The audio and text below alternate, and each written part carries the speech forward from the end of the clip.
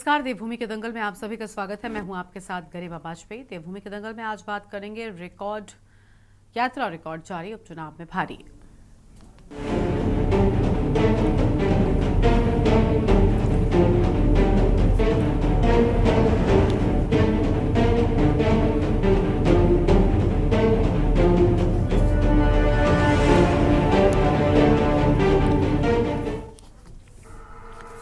केदारनाथ उपचुनाव के बीच उत्तराखंड की प्रसिद्ध चारधाम यात्रा अपने समापन की ओर है। केदारनाथ, गंगोत्री और यमुनोत्री धाम के कपाट बंद होने के बाद बद्रीनाथ धाम के कपाट बंद होने की तैयारी चल रही है। 17 नवंबर को बद्रीनाथ धाम के कपाट बंद होने के साथ ही चारधाम यात्रा 2024 का समापन हो जाएगा। राज्य सरकार को इस वर्ष की चारधाम यात्रा में रिकॉर्ड श्रद्धालुओं के पहुंचने की उम्मीद थी, लेकिन ऐसा हुआ नहीं। उल्टा इस वर्ष की यात्रा पिछले वर्ष के आंकड़े को भी नहीं छू पाई है। बता दें कि चारधाम यात्रा 2024 में करीब 44 लाख श्रद्धालुओं ने दर्शन किए हैं, जबकि पिछले साल 2023 की यात्रा में 56 लाख से ज्यादा श्रद्धालुओं ने चारों धामों के दर्शन किए थे। दरअसल कांग्रेस का आरोप है कि सरकार ने चारधाम यात्रा को सकुशल चलाने के लिए कोई तैयारी नहीं की, जिससे श्रद्धालुओं की संख्या में गिरावट आ गई। वहीं भाजपा का आरोप है कि कांग्रेस के नकारात्मक यात्रा के प्रचार से देश विदेश के श्रद्धालुओं में गलत संदेश गया, जिससे श्रद्धालुओं की संख्या में गिरावट हुई। वहीं कांग्रेस ने इस मुद्दे को केदारनाथ उपचुनाव में भुनाने का भी फैसला लिया है। कांग्रेस का यह कहना है कि केदारनाथ उपचुनाव में सरकार की चारधाम यात्रा को लेकर की गई अव्यवस्था, दिल्ली में केदारनाथ मंदिर का शिलान्यास, केदारनाथ मंदिर से सोना चोरी के मामले के साथ ही तमाम मुद्दों को लेकर कांग्रेस जनता के बीच में जा रही है। बता दें कि केदारनाथ उपचुनाव के लिए अब बस करीब 2 सप्ताह का ही समय रह गया है। वहीं 20 नवंबर को होने वाले मतदान से पहले भाजपा कांग्रेस अब अपने अपने स्टार प्रचारकों के कार्यक्रमों को निर्धारित करने लगे हैं और साथ ही दोनों ही जीत के दावे भी करने लगे हैं। अब सवाल यह है कि आखिर क्यों तमाम प्रयासों के बाद भी श्रद्धालुओं की संख्या में गिरावट आई है और क्या केदारनाथ उपचुनाव में भाजपा का ये मुद्दा भारी पड़ने वाला है। आज इसी मुद्दे पर करेंगे विस्तार से चर्चा, लेकिन उससे पहले ये रिपोर्ट देखिए।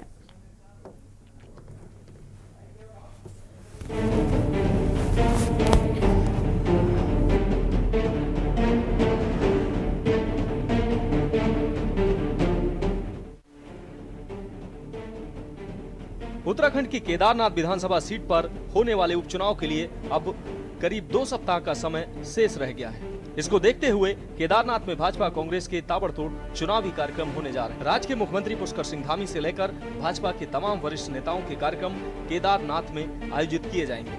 वहीं कांग्रेस भी अपने स्टार प्रचारकों के कार्यक्रमों की तैयारी में जुट गई है। आपको बता दें कि केदारनाथ में 20 नवंबर को मतदान होना है, जबकि 23 नवंबर को परिणाम घोषित किए जाएंगे।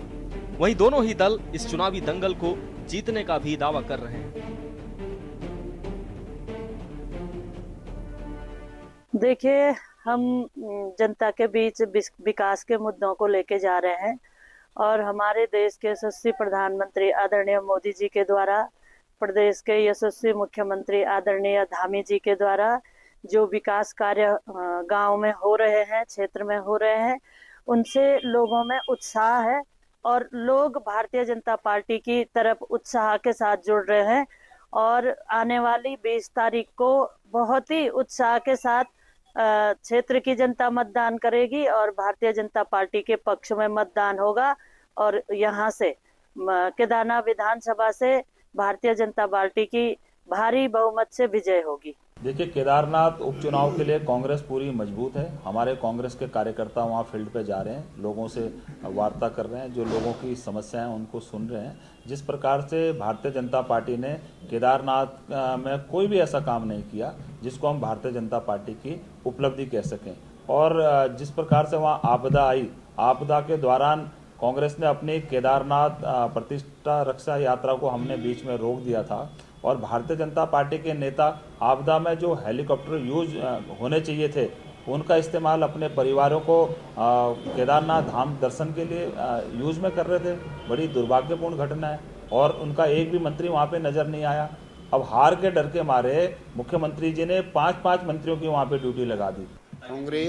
कांग्रेस जिस तरह से हरियाणा में प्रफुल्लित थी कि कांग्रेस की सरकार बनने जा रही है, शुरुआती रुझानों में उन्होंने देखा कि उनकी पार्टी आगे बढ़ती जा रही है और अचानक जब जो है उनकी पार्टी धीरे धीरे उसकी हवा निकलने लग गई और परिणाम पूरी तरह से भारतीय जनता पार्टी के पक्ष में आया, तो फिर वो चुनाव आयोग पर जो है आरोप लगाने लग गए, ईवीएम पर आरोप लगाने लग गए। तो ये तो उनकी प्रवृत्ति है, ये तो हमेशा हर चुनाव में करते आए हैं। केदारनाथ विधानसभा में भी उनकी स्थिति ऐसी होने वाली है जैसे हरियाणा चुनाव में हुई है।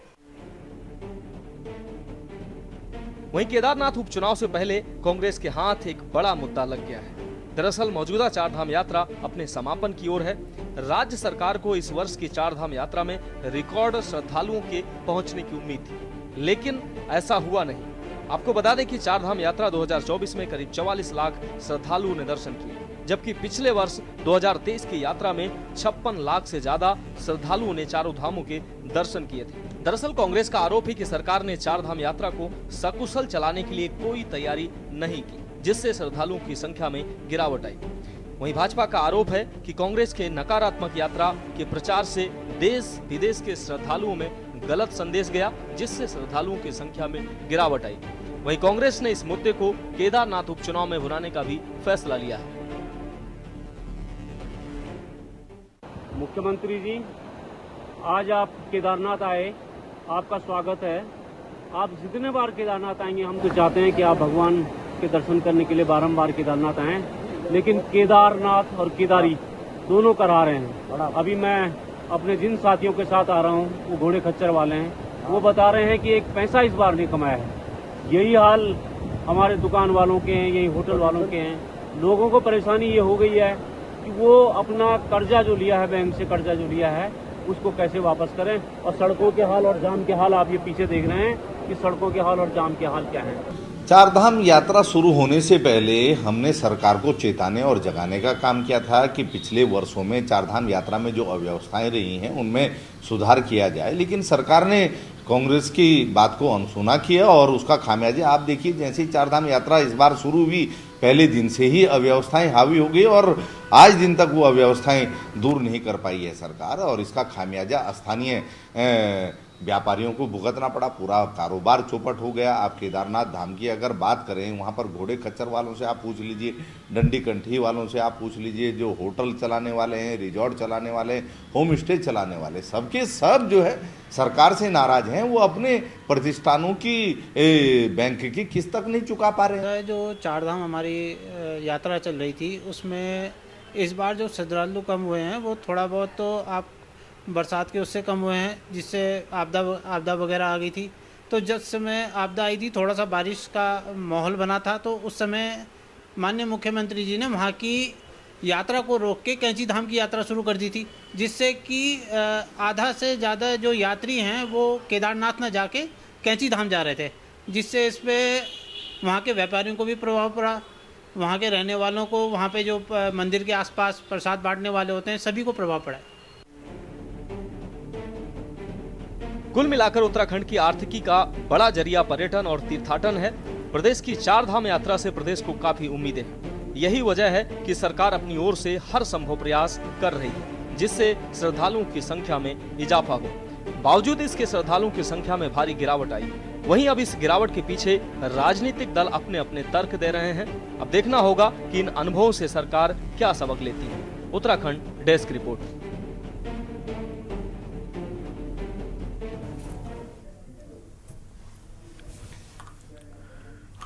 तो देवभूमि के दंगल में आज इसी मुद्दे पर विस्तार से करेंगे बातचीत। खास मेहमानों का पैनल हमारे साथ में जोड़ने जा रहा है और बीजेपी से आज हमारे साथ में हमारे खास मेहमान जपेंद्र जी जुड़ने वाले हैं और इसके साथ कांग्रेस पार्टी की ओर से हमारे साथ में शेषपाल सिंह बिष्ट जी हमारे साथ में जुड़ेंगे और उत्तराखंड क्रांति दल की ओर से हमारे साथ में पीसी थपलियाल जी जुड़ रहे हैं और रतनमणि दुरुपाल जी हमारे साथ में हैं, राजनीतिक विश्लेषक हैं। बहुत स्वागत आप सभी मेहमानों का आज के हमारे इस चर्चा में।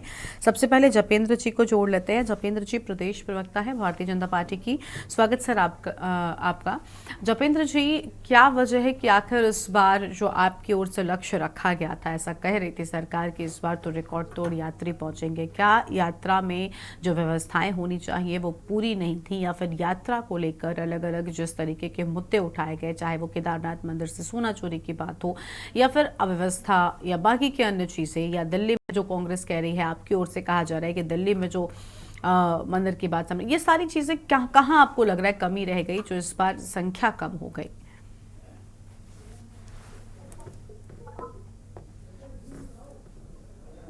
सर अनम्यूट कर लीजिए पहले, जपेंद्र जी पहले अनम्यूट कीजिए, उसके बाद बोलना शुरू कीजिए। जी अनम्यूट है, आवाज आ रही है आपको? हाँ जी बोलिए सर।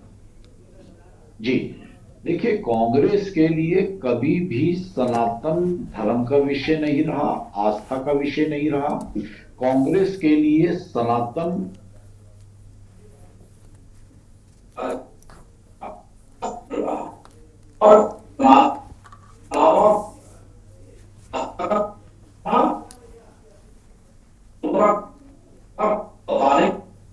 दोबारा कर लो जपेंद्र सर जी, माफ आवाज कीजिएगा नहीं आ जपेंद्र जी, आपकी आवाज ठीक तरीके से नहीं आ रही है। ठीक है, आपके पास में हम वापस लौटते हैं, तब तक आपकी आवाज को ठीक किया जा रहा है। जपेंद्र जी जी आवाज है। हाँ जी, हाँ जी, बेहतर हाँ, बेहतर, आवाज। आप बोल जी, सकते जी। हैं। देखिए, कांग्रेस के लिए सनातन कभी भी धर्म और आस्था का विषय नहीं रहा।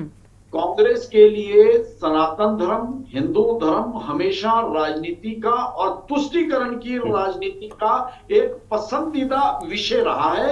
ये किसी से छुपा हुआ नहीं है, ये पूरा इनका इतिहास यही बताता है। अब हम आए अगर यात्रा के ऊपर, देवभूमि के अंदर यात्रा को लेकर कांग्रेस ने कई बार राजनीति का प्रयास करा है और हमेशा ही विफल रही है।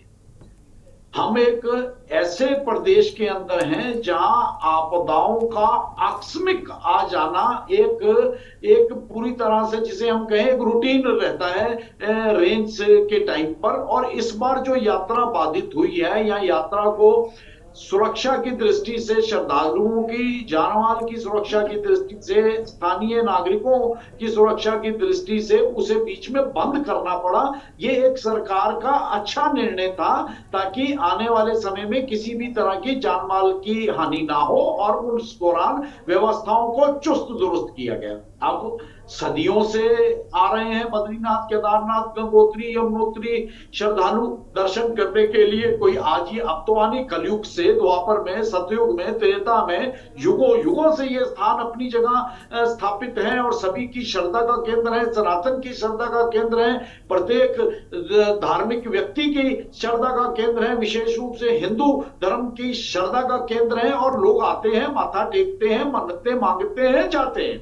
लेकिन इस देश के अंदर कांग्रेस को ये क्यों नहीं समझ आता कि ये जो धार्मिक विषय हैं, ये आपकी राजनीति के विषय हुआ करते थे, आपको इसमें कामयाबी मिलती थी। अब देश की जनता आपको इन विषयों के ऊपर राजनीति करते हुए नहीं देखना चाहती।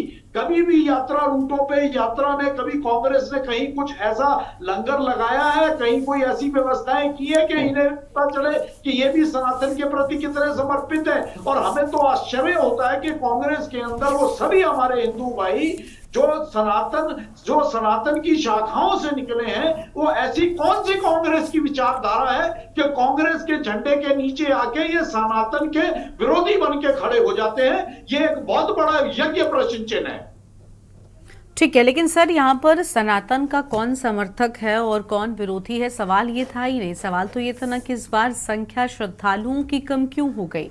अब किसी चर्चा में ये तो कोई भी साबित नहीं कर सकता कि कौन सनातन धर्म को मानता है, कांग्रेस इसके विरोधी हैं, यूकेटी या कोई भी A to Z XYZ, ये साबित नहीं हो सकता। प्रतिभा जी, ये क्वेश्चन आवश्यक है, इनके ऊपर चिंतन मनन आवश्यक है। ये हम इन चीजों से लेकिन बच सर नहीं सकते। इनसे पहले हमें लगता है यात्रा पर चर्चा करनी चाहिए। हम क्यों कांग्रेस पर चर्चा करें? मुझे लगता है इनसे पहले हमें यात्रा पर चर्चा करनी चाहिए थी। ठीक है, आपके पास में लौटते हैं। कांग्रेस पार्टी से शीशपाल सिंह बिष्ट जी हमारे साथ में हैं, उनका ही रुख कर लेते हैं। शीशपाल जी, यहाँ तो सनातनी होने को लेकर ही सवाल उठ रहे हैं। आप कह रहे हैं कि चारधाम की यात्रा में जो अलग अलग अव्यवस्थाएं रही, यही वजह है कि इनका जो आंकड़ा था, जो खुद इन्हें उम्मीद थी, वो भी इस बार नहीं छू सके। क्या वजह रही, असल में क्या वजह थी? क्योंकि देखिए, ऐसा नहीं है कि कोई भी शख्स जो चारधाम की यात्रा करने का मन बनाता है, क्योंकि हर व्यक्ति जो भी सनातन धर्म से है, हिंदू धर्म से है, वो एक बार अपने जीवन में चारधाम की यात्रा करने का हर कोई सोचता है। लेकिन क्या आपको लग रहा है कि सोना चोरी होने वाली घटना उसके आस्था में रोड़ा बन सकती है, या फिर अव्यवस्थाएं ही थी जिस तरीके की खबरें आती हैं, चाहे लोगों की जान जाने की बात हो? क्योंकि इस बार भी हमने देखा अव्यवस्थाओं का बड़ा अंबार था। कई बार लोगों को मेडिकल असुविधाएं हो जाती हैं। घोड़ा खच्चर वालों की ओर से भी जिस तरीके से महंगाई की बात सामने आती कि ये वजह थी इस बार श्रद्धालुओं की संख्या कम होने की।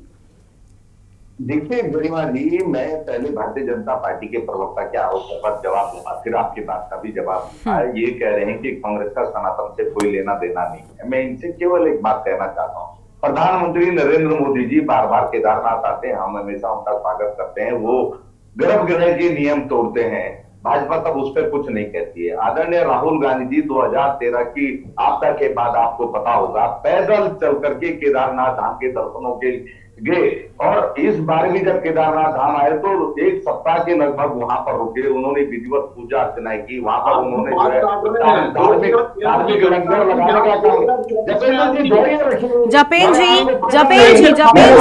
जपेन जी प्लीज बीच में मत बोलिए। देखिए, दो लोग एक साथ बोलते हैं, फिर उसमें समय व्यर्थ जाता है। आदरणीय राहुल गांधी जी ने केदारनाथ धाम में लंगर लगाया, अमृतसर के स्वर्ण मंदिर में लंगर लगाया। चाहे भारतीय जनता पार्टी को कभी दिखाई नहीं देता। वो अमरनाथ की यात्रा करते हैं तो पैदल चल के करते हैं। आदरणीय प्रधानमंत्री जी जाते हैं, हेलीकॉप्टरों से जाते हैं, पैराशूट के तौर पर वहां पे उतरते हैं, लेकिन इनको कांग्रेस की आस्था पे जपेन जी मैं कह रही हूँ ना, प्लीज बीच में मत बोलिए। हमने तो चेताया था, जगाया था कि पिछले वर्षों में जो अव्यवस्थाएं चारधाम यात्रा में रही है उसे सबक लेकर के अब चारधाम यात्रा में व्यवस्थाएं सुधरे। इन्होंने व्यवस्थाएं नहीं सुधरी, इनका पूरा प्रशासनिक अमला श्रद्धालुओं को परेशान करने में लगा। व्यवस्था का देखिए, चारधाम में जिस तरीके से विरोध हो रहा था। देखिए जपेन जी और शेषपाल जी प्लीज जपेन जी को म्यूट कर दीजिए। जपेन जी, आपको समझ में नहीं आ रहा? आप लोग आपस में डिबेट करने के लिए आए क्या? बस अभी उन्होंने बोलना शुरू ही किया कि आपने बोलना शुरू कर दिया। जब मैंने आपसे सवाल पूछा था कि क्या वजह थी, वजह आपने एक नहीं बताई। आपने सिर्फ कांग्रेस पर हमला बोल दिया, ये सनातनी नहीं है। तो क्या करेंगे? चुप थोड़ी बैठेंगे? नहीं सर, अपनी बारी में बोलिएगा ना। डिबेट में बैठने का और बोलने का एक सलीका होता है ना। जाएगा तो कैसे चुप बैठेंगे? जपेन जी, डिबेट में बैठने और बोलने का सलीका होता है। आप सम्माननीय व्यक्ति, मैं आपसे उम्मीद रखती हूँ कि कम से कम थोड़ा सा उस चीज का लिहाज रखें। से काम लेते हैं, लेकिन ऑन स्क्रीन बैठकर ये उत्तराखंड के देवस्थलों के लिए खुलेआम झूठ बोलेंगे। सर प्लीज, मैं उनका कोई समर्थन नहीं कर रही, लेकिन वहां तक वो पहुंचे ही नहीं थे। आपने उनको बोलने ही नहीं दिया। आपको भी पता है वो वहीं पहुंचना चाह रहे थे, तो सर बोलने तो दीजिए। ऐसे थोड़ी चर्चा होती ना, और मेहमान भी आए, ऐसे समय व्यतीत हो रहा है ना। बस प्लीज, मैं उम्मीद करती हूँ कि अब आप प्लीज थोड़ी देर के लिए शांत रहेंगे। आपके पास आऊंगी, आप अपना सब कुछ काउंटर करिएगा। शेषपाल जी जल्दी से कंप्लीट करिए। देखिए गरिमा जी, भारतीय जनता पार्टी सच को स्वीकार नहीं कर सकती, और अगर कांग्रेस पार्टी सच बोलती है तो इनको वो झूठ नजर आता है। चारधाम यात्रा में जो अव्यवस्थाएं हुई, जो रिकॉर्ड श्रद्धालुओं की मौतें हुई, आपने स्वास्थ्य सेवाएं क्यों नहीं सुधरी? जो श्रद्धालु बिना दर्शन किए वापस जाने के लिए मजबूर हुए, वो क्यों मजबूर हुए? आप देखिए, 15-15 दिन तक ऋषिकेश और हरिद्वार में श्रद्धालु दर्शन भटकते रहे, उनको आगे नहीं बढ़ने दिया। आपने ये किसने किया भाई? ये कांग्रेस पार्टी ने किया। और आपने व्यवस्थाएं क्यों नहीं सुधारी? सरकार आपकी कांग्रेस पार्टी के इस प्रदेश के अंदर आपकी जवाबदेही है, लेकिन जब आप पे जवाबदेही की बात आती है तो आप कांग्रेस को कोसने का काम करते। आप के लिए कांग्रेस को दोष देते, लेकिन अपनी जिम्मेदारी कभी स्वीकार नहीं करते। और चारधाम यात्रा में जो बड़े बड़े दावे आप करते थे, वो बड़े दावे धरातल पे क्यों नहीं उतरे? आपका चारधाम यात्रा में केदार घाटी में ही जाकर देख लीजिए, क्यों वहां के व्यापारी नाराज है आपसे? क्यों घोड़े खच्चर दंडी कंडी वाले नाराज है आपसे? क्योंकि आपने उनका व्यापार चौपट करने का काम किया। केदारनाथ धाम में मास्टर प्लान के नाम पर, बद्रीनाथ धाम में मास्टर प्लान के नाम पर आपने जो हक हकूकदारियों का उत्पीड़न किया, वो किसी से छुपाओ, आप बताइए ना। और लगातार वो सरकार के दरवाजे पे गुहार लगाते रहे, आपने तब तो इनकी सुनी नहीं। अब उपचुनाव का मौका है तो आप जो है झूठी घोषणाएं भी कर रहे हैं। आपके मंत्री गांव गांव भी घूमने के लिए मजबूर है। मुख्यमंत्री जी लगातार दौरे लगा रहे, लेकिन 7 सालों में आपके मंत्रियों ने, आपके मुख्यमंत्री ने ऐसा क्यों नहीं किया? आपके पास इसका जवाब नहीं है। 228 किलो सोना पीतल में कैसे बोलना? इसका ठीक है सर, ठीक है। यानी आपको लग रहा है कि यही सारी वजह थी जिसकी वजह से श्रद्धालुओं की संख्या में कमी हुई। चलिए ठीक है, शेषपाल जी और मेहमान है, उनको भी जोड़ लेने दीजिए, उनको भी सुन लेते हैं। थपलियाल साहब हमारे साथ में हैं। थपलियाल साहब बहुत स्वागत। जपेन जी, मैं आऊंगी, एक बार सभी मेहमानों को सुन लूं, उसके बाद आपके पास आती हूँ। थपलियाल साहब के पास में जाते हैं। थपलियाल साहब, क्या वजह थी कि संख्या कम हो गई? अभी दोनों ही प्रवक्ताओं ने इस सवाल का जवाब नहीं दिया है। हालांकि इससे बहुत से लोगों को फर्क पड़ा है। व्यापारी वर्ग का बहुत बड़ा नुकसान होता है। वो इस सीजन की उम्मीद लगाकर बैठता है कि लोग आएंगे और उनका जो 6 महीने का ही व्यापार होता है वो चल पाता है। लेकिन अगर ऐसे संख्या कम होती जाएगी तो कहीं ना कहीं दिक्कतें आती हैं। और क्या ये जो बातें शिषपाल जी कह रहे हैं विपक्षी कांग्रेस की ओर से कही जा रही हैं, ये ठीक है कि सोना वाली घटना क्या आस्था पर असर डालती है? क्या वाकई ऐसा होता है या सिर्फ और सिर्फ अव्यवस्थाएं थी जिसके चलते जो श्रद्धालु हैं वो कम पहुंचे? देखिए, इसके मुख्य दो कारण हैं श्रद्धालुओं के। क्योंकि पहला कारण तो ये हुआ कि जब बहुत बड़ी संख्या में श्रद्धालु आए तो हमारी सरकार उनको मैनेज नहीं कर पाई, हो हल्ला हुआ। इन्होंने क्या किया, इमीडिएटली रजिस्ट्रेशन बंद कर दिया। जब रजिस्ट्रेशन बंद हुए तो फुल स्टॉप लग गया यात्रियों पे, नंबर 1। नंबर 2, इसी दौरान में मुख्यमंत्री को चिंता हुई कि ये केदार खंड में ये यात्रा इतने सालों से बहुत अच्छे ढंग से चलती हैं, बहुत ही प्रॉफिटेबल होती है, बहुत से लोग इससे पलते पोसते हैं, तो क्यों ना इस यात्रा का विस्तार मानस खंड की ओर किया जाए। और उन्होंने मानस खंड की एक स्पेशल कार्यक्रम बनाया, प्रोग्राम बनाया, और उसके तहत जो कैची धाम हो गया, जागेश्वर हो गया, मानस खंड एक पूरी पूरा पैसा झोंक दिया उस तरफ। और यहां तक ये बोला कि हम एक वैकल्पिक रास्ता तलाश रहे हैं 4 धाम यात्रा के लिए। और वो यात्रा उन्होंने रामनगर से उसका जो रूट बनाया वो नैनीताल होते हुए कहां ले गए, वो कर्णप्रयाग। तो कहने का मतलब ये है कि इन तमाम जो यात्री इस समय कम हुए, इसके पीछे ही 2 मुख्य कारण रहे हैं। एक जो मैनेज न कर पाना, रजिस्ट्रेशन बंद कर देना, और दूसरा ये। लेकिन यहाँ पे जो भारतीय जनता पार्टी के प्रवक्ता ज्ञान परोस रहे थे, उससे बड़ा दुख होता है। क्योंकि सब जानते हैं कि 4 धामों का जो स्थापना है हमारे आदि गुरु शंकराचार्य जी ने की। और ये गप्पे क्यों, मुंह का क्या जाता है, बाप और त्रेता मानी कहां की मार रहे थे, तो उस समय में दुख हो रहा था।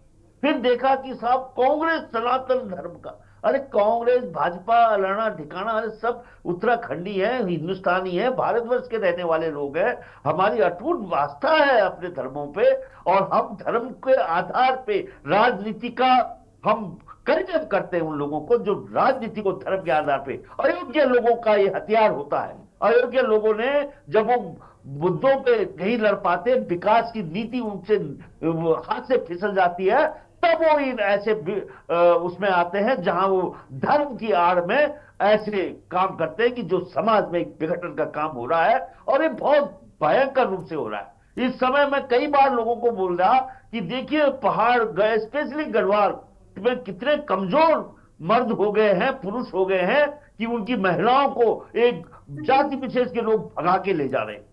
और मैं यहाँ पे देख रहा हूं जहां पे बहुत बड़ी संख्या में वो अल्पसंख्यक मौजूद हैं, देहरादून में, हरिद्वार में, रुड़की में, उधम सिंह नगर में। मजाल क्या, आज दिन तक किसी की हिम्मत हुई वो कि किसी सिख की बेटी को उठा के ले जाए, किसी हमारे जो बनियान लोग हैं उनकी बेटी को, केवल गढ़वाली की बेटियों को ये उठा के ले जा रहे हैं। ये मेरा चिंता का विषय है, क्योंकि आज सब टारगेट बन चुके हैं हम लोग इनके लिए।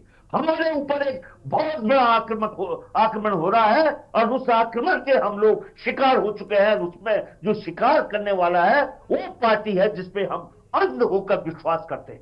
ये पार्टी आज किस तरह से, आप देखिए कर्णप्रयाग में क्या हो रहा है, क्या इनका कीर्तिनगर में हुआ, क्या किस तरह से पहाड़ में एक ऐसा माहौल क्रिएट करने जा रहा है जो माहौल कभी आज दिन तक हमने देखा ही नहीं था। इस जो शांत वादियां थी, इन देवभूमि को अशांत करने का प्रयास करने वालों तो मैं बद्रीनाथ कभी माफ नहीं करेगा। बहुत ही दुखद है ये बात कि किस तरह से अपने एक बदले से चुनाव जीतने के लिए ये आप ही देखिए, खुद इनके जिस तरह से निर्माण बद्रीनाथ और केदारनाथ में हो रहा है, और खुद इनके सांसद ने कहा है कि बिना तुम रोड मैप के, बिना उसके तुम मत बनाओ, मत करो, पहले यहाँ का पूरा डीपीआर बनाओ कि किस तरह से बद्रीनाथ का डेवलपमेंट होना चाहिए। अंधा काम हो रहा है बद्रीनाथ और केदारनाथ में, उच्च हिमालय को इस तरह से डिस्टर्ब किया जा रहा है और वही हमारी आपदा के कारण बन रहे हैं। आज वो पर्वत नंगा हो चुका है, उसमें बर्फ खत्म हो चुकी है इनके कुकर्ते के कारण। इन्होंने पूरे उत्तराखंड को उजाड़ने का काम किया है। कभी वो 4 धाम या वो बना रहे हैं ऑल वेदर रोड के नाम पे, पूरी सुरंगें पहाड़ में खुद चुकी है, पहाड़ बहुत ही खतरे में जा चुका है।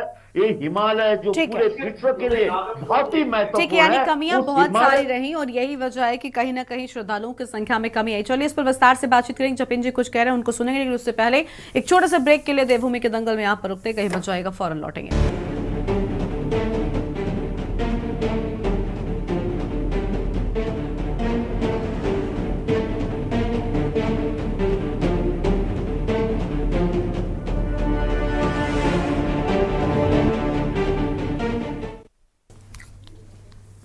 ब्रेक के बाद देवभूमि के दंगल में आप सभी का स्वागत है। खास मेहमान हमारे साथ में लगातार बने हुए। हम चर्चा कर रहे हैं कि आखिर इस बार चारधाम की यात्रा में श्रद्धालुओं की संख्या में गिरावट की असल वजह क्या थी। जपिन जी मैं आती हूँ, लेकिन उससे पहले राजनीतिक विश्लेषक हैं रतनमणि ठोभाल जी, उनको भी सुन लेंगे। उसके बाद सभी की प्रतिक्रियाओं का जवाब आप दे दीजिएगा।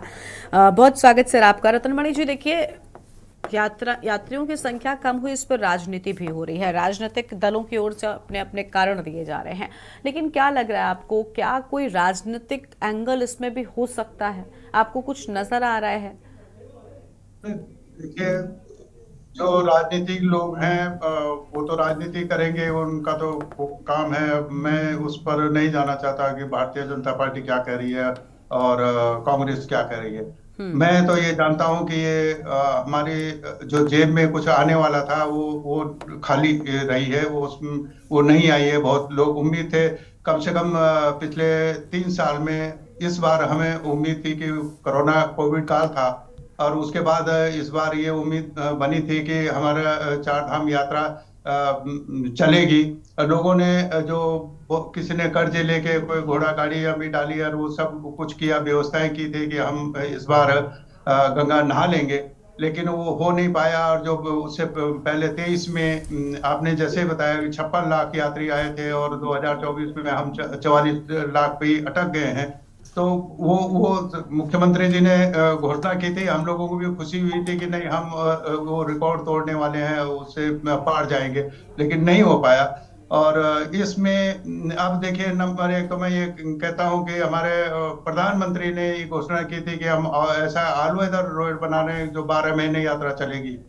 अब वो 12 महीने यात्रा क्या, वो हमारे जो पहले जितनी यात्रा चलती थी वो भी नहीं चल पा रही है। उस ऑल वेदर रोड का एक कारण वो जो पहाड़ों की जो खुदाई हो रही है वो अभी तक वो ठोस नहीं हुआ, स्टेबल नहीं हुआ। इसके बावजूद आपने खुदाई करना बंद नहीं किया कि तमाम साइंटिस्ट उस बात को कह रहे हैं, भूविज्ञानी उसमें कह रहे हैं, पर्यावरणविद उसमें कह रहे हैं, लेकिन आप एकांगी वो चल रहे हैं, खोदने में लगे हुए हैं। और थोड़ा सा भी बिना बारिश के भी भूस्खलन हो रहा है पहाड़ों पे, ये स्थिति हो गई है। वो कारण रहा है। दूसरा बड़ा जो कारण, आपने अच्छा निर्णय लिया सरकार ने कि हम पंजीकरण करेंगे यात्रियों, क्योंकि दुर्घटना हो जाती है और फिर कोई हाथ खड़े कर देते हैं, कोई पता नहीं चलता है। पंजीकरण होता है तो उससे थोड़ा सा लोगों की शिनाख्त वगैरह, और ये जब घटना हो जाती है तो उससे मदद मिलती है और उनका इंश्योरेंस में और इसमें वो सब रहता है। वो अच्छा निर्णय था, लेकिन उसको कर नहीं पाए हम।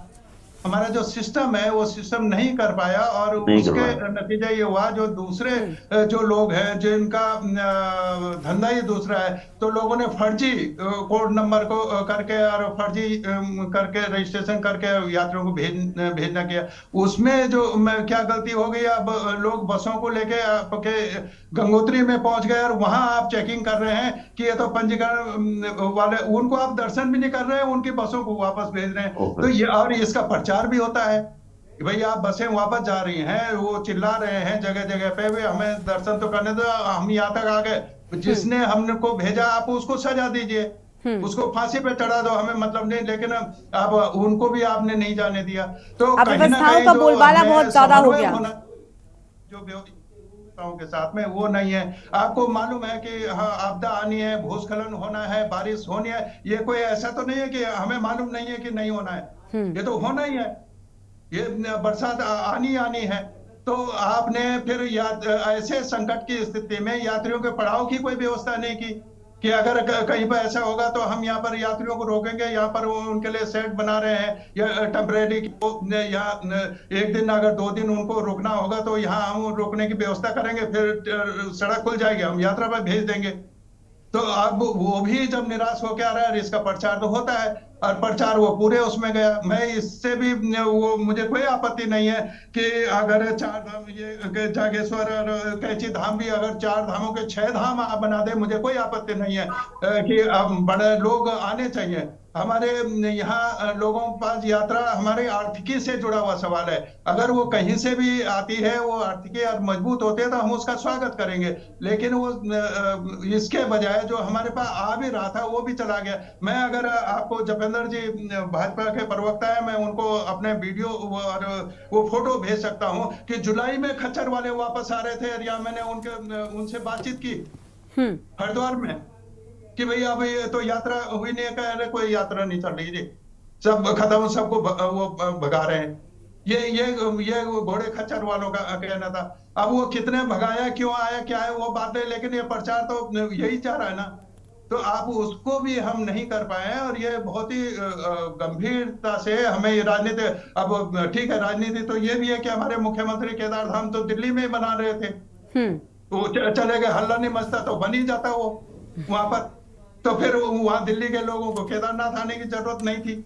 मैं उस पर भी नहीं जाना चाह रहा हूँ। मैं ये चाह रहा हूँ गंभीरता से अभी जो हमने गलतियां कर ली वो आगे गलतियां ना हो। ये कुछ सरकार इस दिशा में पहल करे कि जो ये पंजीकरण का विरोध नहीं है, होना चाहिए लोगों की, लेकिन हर स्तर पर कम से कम चीजों को देखना चाहिए। ऐसा ना हो कि सिर्फ आपने एक स्तर पर बाउंडेशंस लगा दिए, उसके बाद आगे लोग बढ़ जा रहे हैं और वहां से उनको वापस किया जा रहा है। अगर इन चीजों पर काम कर लेंगे तो अव्यवस्थाएं उतनी नहीं होंगी। चलिए ठीक है, अब जपेंद्र जी के पास वापस से लौटते। जपेंद्र जी, अव्यवस्थाएं बहुत ज्यादा हुई, इस पर कोई दो राय नहीं है, और ये ऐसा नहीं है कि आज सिर्फ चर्चा जब हम कर रहे हैं इस मुद्दे पर तब निकल कर आ रही हैं।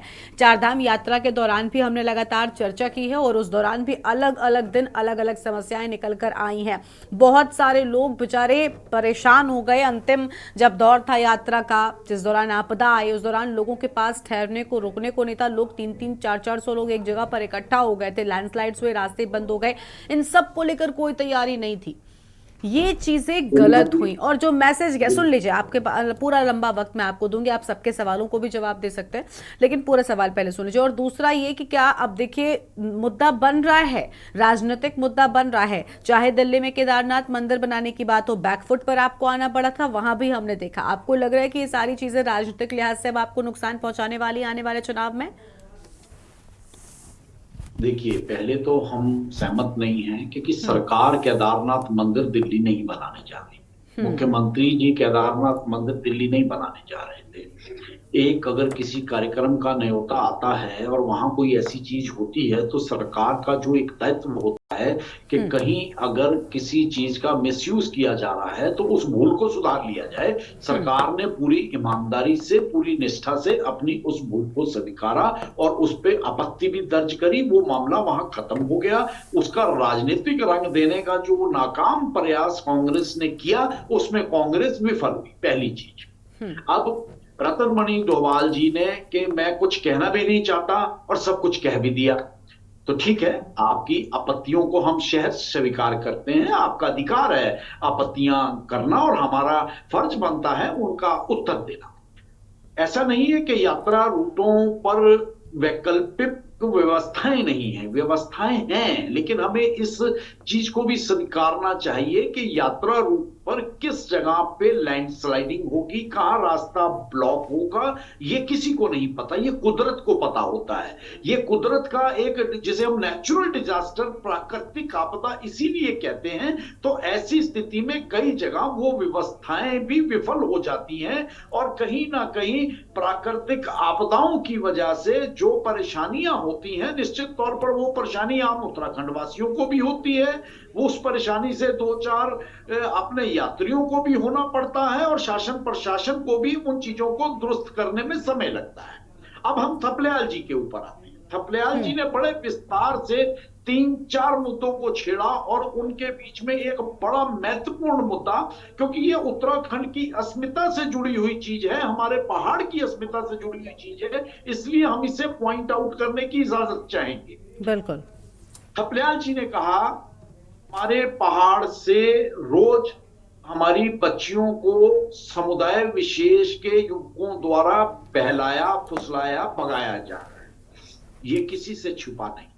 और सबसे पहले जब लव जिहाद का मुद्दा उठाकर भारतीय जनता पार्टी ने इस और समाज का ध्यान आकर्षित करना चाहा, समाज को जागरूक करना चाहा, तो भारतीय जनता पार्टी को कटघरे में खड़ा करने का काम किया गया कि भारतीय जनता पार्टी ऐसी बात क्यों कर रही है। और आज भी आप देखिए, आज भी थपलियाल जी ने बात तो कह दी, लेकिन समुदाय विशेष, आप कहिए ना भाई, आपने कह दिया कि अगर किसी सिख की लड़की को भगा के देखिए, किसी बढ़िया की लड़की को भगा के देखिए, तो भाई ये समुदाय विशेष की क्या होता है। हम सीधी बात, हम किसी धर्म के विरोधी नहीं है, हम किसी धर्म की अच्छी विचारधारा के विरोधी नहीं है, हम ये पूरी भाजपा की बात कर रहे हैं। लेकिन अगर हम बात करें इस तरह की जो घटनाएं हो रही हैं, हमारी बच्चियों का धर्म परिवर्तन करने का प्रयास किया जाता है, उन्हें बहला फुसलाकर भगाकर भ्रष्ट करने का प्रयास किया जाता है, हमारी परंपराएं विपरीत हैं। एक मुस्लिम समाज की परंपराएं अपनी तरह की हैं, हिंदू समाज की परंपराएं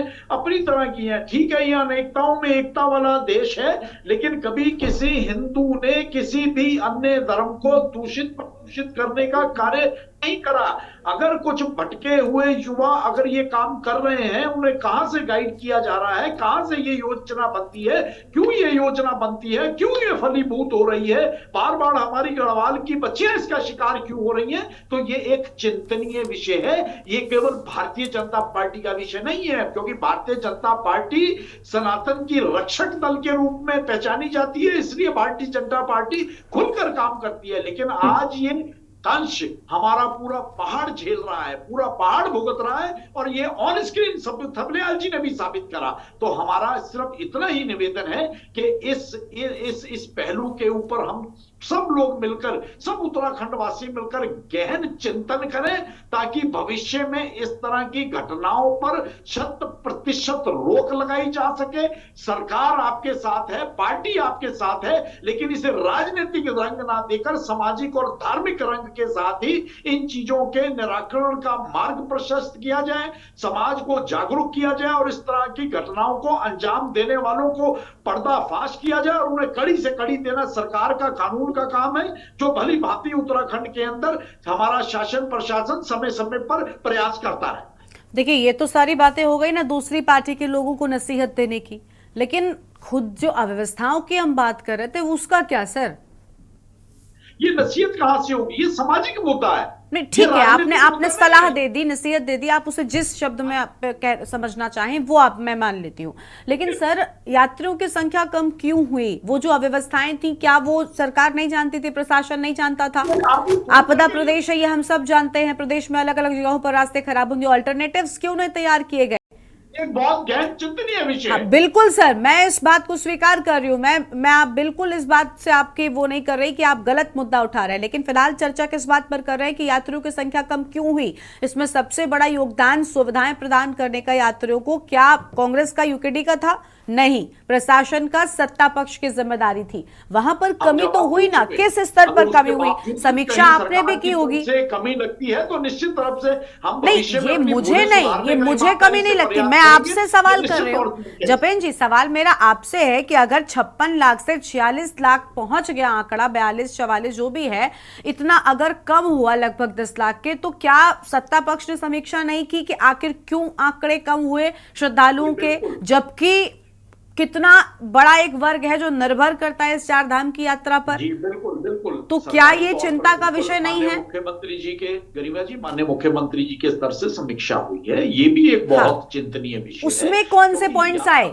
कमियां कहां थी, वो चाहती हूं कि आप साझा करें। यात्रा से पहाड़ के गांवों के निवासियों की आर्थिकी जुड़ी हुई है। और ये यात्रा का कम होना निश्चित तौर से सरकार के लिए भी बहुत बड़ा चिंता का विषय है। आर्थिक तौर से वो सभी गांव, सभी हमारे आम उत्तराखंड वासी जो हमारे पहाड़ों में बसते हैं, हम उनके आर्थिक तौर पर उन्हें मजबूत करने का प्रयास कर रहे हैं और उसमें यात्रा का भी बहुत बड़ा योगदान है और निश्चित तौर से हमें उसकी चिंता है। और निश्चित तौर पर जो कारण रहे वो भविष्य में उन कारणों पर किस तरह से हम लोग पूर्ण रूप से वो योजनाएं बनाने में सफल हो। अर्थ की हमारे पर्वतीय जनपदों में यात्रा रूटों में हमारे आम उत्तराखंड वासी बहन भाइयों की बढ़े और उसके साथ और क्या चीजें ऐड ऑन की जा सके कि उन्हें आर्थिक रूप से भी मजबूती दी जा सके, यात्रा रूटों को और सुलभ बनाया जा सके, यात्रियों को अच्छी सुविधाएं दी जा सके, गांव वालों की ओर से क्या सहयोग मिल सकता है, सरकार का इंफ्रास्ट्रक्चर में क्या सहयोग है, आगे वहां पे शासन प्रशासन उसमें किस तरह से मुस्तैद रह सकता है। ये सभी चीजें निश्चित तौर से चिंतन मनन इस पे शुरू हो चुका है और ये पूरी तरह से आने वाले समय में हमें उत्तराखंड के अंदर भविष्य में उसके असर नजर आए। चलिए, यानी आने वाली यात्रा में एक बार फिर से कम सत्ता पक्ष ने उम्मीद लगाकर रखी है कि यात्रियों की संख्या बढ़ेगी। ठीक है, लेकिन सर उसके लिए मुझे लगता है और ज्यादा तैयारियां, क्योंकि अगर 56 से 46 हुआ है तो आपको तैयारियों को उन 56 से भी ज्यादा बढ़ाना होगा, तब कहीं जाकर संख्या बढ़ेगी।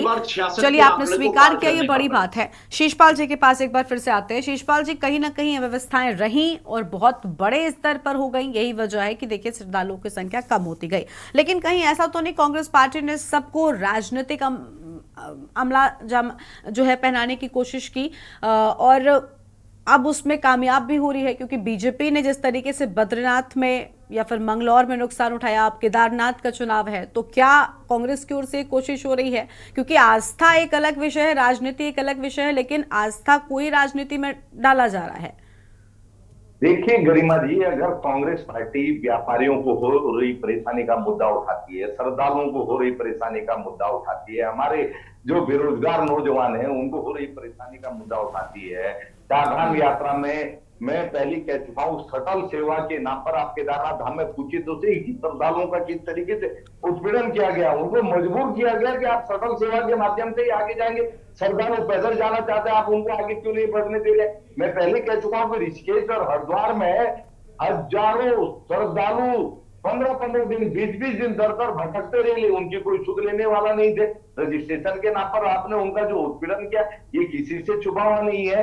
तो ये व्यवस्था किसने की, आप ये बताइए? कांग्रेस पार्टी ने की। और कांग्रेस पार्टी अगर चारधाम यात्रा में हो रही है व्यवस्थाओं को या श्रद्धालुओं की परेशानियों को उठा रही है, तो भाजपा की पेट में उससे मरोड़ उठ रही है। भाई हमारा प्रदेश है, हमारे प्रदेश से अगर रोजगार प्रभावित होगा तो हमें परेशानी होगी, और अगर हमारे बेरोजगारों को समस्या होगी तो हम तो हर मुद्दे को उठाने का काम करेंगे, सरकार को चेताने और जगाने का काम करेंगे।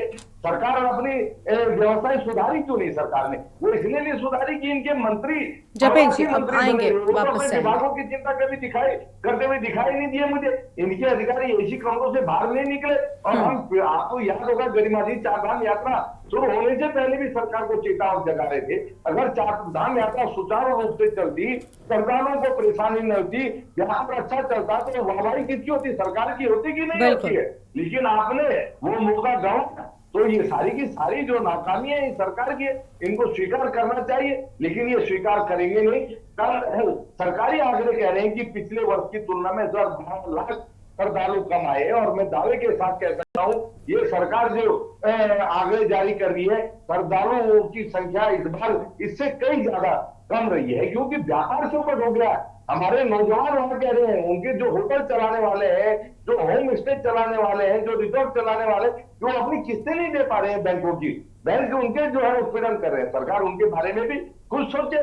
और आपने देखा जब केदारनाथ धाम में 31 जुलाई को आपदा आई, उसमें कितने लोगों की जाने गई, कितनों का व्यापार प्रभावित हुआ, कितने लापता हुए, ये आंकड़ा आज तक सरकार के पास नहीं है। और हम इन सब मुद्दों को उठाते रहे हैं। जो हमारे तीर्थ पुरोहित हकूकदारी केदारनाथ धाम में, चाहे सोने की चोरी का मुद्दा, ठीक है जपेन जी आएंगे, थोड़ा सा इंतजार करिए, के साथ खिलवाड़ का मुद्दा हो, चाहे प्रतीकात्मक मंदिर दिल्ली में बनाने का प्रयास हो, आज तक शीला दिल्ली से वापस क्यों नहीं आई भाई? जब आप शीला लेकर के गए हैं, ठीक है, प्रदेश देवभूमि के नाम से जाना जाता है, यहाँ के तो कंकड़ में शंकर है, और आप इतनी बड़ी शीला आप दिल्ली लेके गए हैं, और उसको सबसे पहले आपने वापस लाना चाहे। तो ये सारे मुद्दे हैं, जिसपे सरकार ने लापरवाही बरती और ये बैकफुट पे भी आए और लेकिन उसमें आज तक सुधार नहीं किया।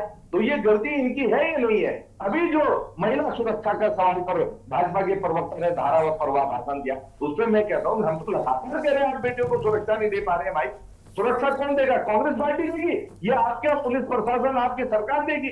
आप बेटियों को सुरक्षित नहीं कर पा रहे। आज बेटियां घर से निकलने में डर रही है और आप अपनी नाकामी को छुपाने के लिए ध्रुवीकरण के कार्ड का सहारा ले रहे हैं। तो ठीक है, अब जपेन जी कुछ कह रहे हैं उनको सुन लीजिए। जपेन जी कुछ कह रहे हैं उनको सुन लीजिए। शिषपाल जी थोड़ा सा, जपेन जी बोलिए। हम सड़क से सदन तक अरे शिषपाल जी ठीक है, अब सुन लीजिए जपेन जी को, बोलिए जपेन जी।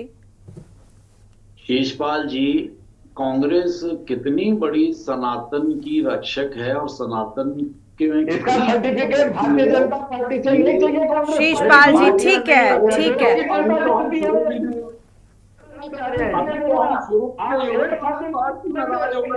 शीशपाल जी ठीक है, मत लीजिए ना सर्टिफिकेट। क्या आपको इनके सर्टिफिकेट के बिना ये साबित करना है? अब शांत हो जाइए ना। अब ये सारा जहान जानता है, सिर्फ भारतवर्ष ही नहीं, हम सारे जहान की, हमारे शब्दों पे ध्यान दीजिए, सारा जहान जानता है जो कांग्रेस के बारे में जानता है कि कांग्रेस कितनी बड़ी तुष्टीकरण की राजनीति करने वाला राजनीतिक दल पूरे विश्व के अंदर, पूरे भारत में ही नहीं पूरे विश्व के अंदर अग्रणी। आपने कांग्रेस की वैश्विक जो है प्रभाव को स्वीकार किया। धन्यवाद। 1 साल पुराने हैं ना, इसलिए आपको विश्व आपको पहचाने, आपका अधिकार बनता है। दूसरी बात, हमने थपलियाल जी की बातों का जवाब दिया। थपलियाल जी ने एक मुद्दा उठाया और हमने एक आम उत्तराखंड वासी के जनमानस के दर्द को ऑन स्क्रीन बयान करा। ये भारतीय जनता पार्टी के प्रवक्ता ने शुरुआत नहीं करी। भारतीय जनता पार्टी का प्रवक्ता एक अलग विषय है, भारतीय जनता पार्टी के मुद्दे अलग विषय। देखिए एक एक करके बोलिए प्लीज, आप लोग पहले तो एक एक करके बोलिए। ने कब गिरफ्तारी की बात करी? कांग्रेस ने कब? चलिए ठीक है, प्लीज अब जपेंद्र जी और शिषपाल जी आप लोग आपस में डिबेट करने लग जाते हैं जो बिल्कुल ठीक नहीं है। दोनों ठीक है, आप दोनों लोग शांत हो जाइए। अब थपलियाल जी को सुन लीजिए। जपेंद्र जी और शिषपाल जी शांत हो जाइए, थपलियाल जी को सुन लीजिए। सर प्लीज आपस में डिबेट मत करिए। थपलियाल जी तुम्हें साथ देने की जगह राजनीति करने का प्रयास करती है, यह शर्मनाक विषय है। ठीक है सर, ठीक है, राजनीतिक दल बीजेपी भी है और वो भी राजनीति करते हैं। ठीक है शिषपाल जी प्लीज शांत हो जाइए। अब थपलियाल साहब को सुन लीजिए। थपलियाल साहब, राजनीति हो रही है, ऐसा नहीं है कि कोई भी इस पूरे मुद्दे में राजनीति करने से चूक रहा है। किसी को फायदा हो रहा है, किसी को नुकसान हो रहा है, बस इतना ही है। हाँ ठीक है शिषपाल जी, अब सुन लीजिए उनको। शिषपाल जी प्लीज अब शांत हो जाइए।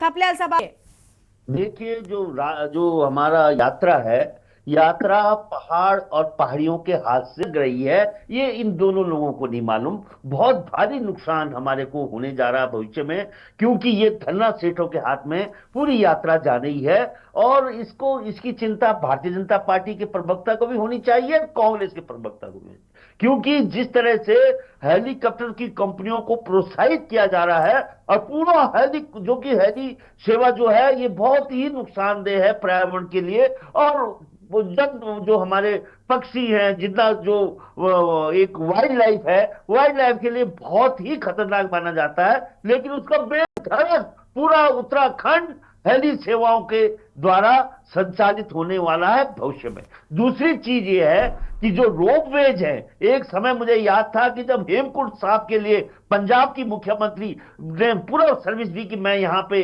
रोपवे बनाने जा रही हूं, तो हमारे लोगों ने एड़ी गाड़ कर विरोध किया। लेकिन आज जनमानस को क्या घुट्टी पिला दी भारतीय जनता पार्टी ने कि हम बिल्कुल अंधे हो चुके हैं। हमारा पूरा यात्रा जो 4 धाम की रोपवेज है, वो बाहर का व्यक्ति उसके द्वारा कमाएगा और हमारे घोड़े वाले, हमारे जो गरीब तबके के लोग हैं, वो ठन गोपाल होंगे। लेकिन हम इस मुद्दे को मानने नहीं देंगे। उत्तराखंड क्रांति दल जब तक जिंदा है, वो पहाड़ की बातें करता रहेगा और उन लोगों की चिंताएं करेगा जिनका रोजगार उनके हाथों से छिनने जा रहा है। आज पूरी यात्रा में अभी धीरे धीरे पहाड़ के हाथ में शून्य होने वाला है। जो यात्रा आगे की होगी भविष्य में, ये हम जानते हैं। और दूसरी ओर जो मुद्दा इस समय केदारनाथ की चुनाव में बनता जा रहा है, जिस तरह से सोना गायब होना और सोना का पूरा मतलब किस तरह से इन्होंने एकदम लोगों को भुला दिया है कि हमने देखा था कि बंबई से देहरादून सोना आया, सोना यहां से सोनप्रयाग चले गया और सोना वहां से सोनप्रयाग में घोड़ों से लदकर गर्भगृह में चले गया। अब वो सोना कहां गए, कौन खा गया उस सोने को, ये सवाल भी हम मन नहीं देंगे। जिस तरह से भारतीय जनता पार्टी ने धर्म को अपना एकदम ऐसा बना दिया है, इनको भय ही नहीं है किसी बात का, और धर्म के बड़े ठेकेदार बन रहे हैं और कांग्रेस को कह रहे हैं कि तुम धर्म की रक्षा है। कांग्रेस धर्म की रक्षा के लिए थोड़ी बनी है, इसके लिए तो हमारा शंकराचार्य है जो हिंदू धर्म के रक्षक है। ये कहां से एक राजनीतिक पार्टी धर्म का ठेकेदार बनकर दूसरी पार्टी को, जो हमेशा जिसका एजेंडा में विकास होता है, उसको बोल रही कि तुम सनातनी नहीं, तुम धर्म के विरोधी हो। अरे धर्म से क्या लेना देना राजनीतिक दलों को? हमें राजनीति के दलों को विकास की ओर, हमें जो युवा आज बेरोजगार होकर खून के आंसू रो रहे हैं, उनकी चिंता होनी चाहिए। जो पहाड़ आज खाली हो रहा है, जो पहाड़ की शिक्षा स्वास्थ्य बदहाल हो चुकी हैं, जो पहाड़ में जिस तरह से पहाड़ को ठगा जा रहा है, जिस तरह से पहाड़ में एक उन्मादी माहौल बनाया जा रहा है, ये चिंतनीय विषय है। और इन चिंताओं को लेकर एड़ी गाड़ कर हम केदारनाथ का चुनाव लड़ रहे हैं और जनता को पूरा प्रयास करेंगे। इन धन्ना सेठों के जो प्रतिनिधि हैं, इनके खिलाफ लड़ना आसान नहीं है। इनके खिलाफ लड़ना वैसे ही है जैसे राम रावण के खिलाफ लड़ा था, लेकिन हम चुप नहीं रहेंगे।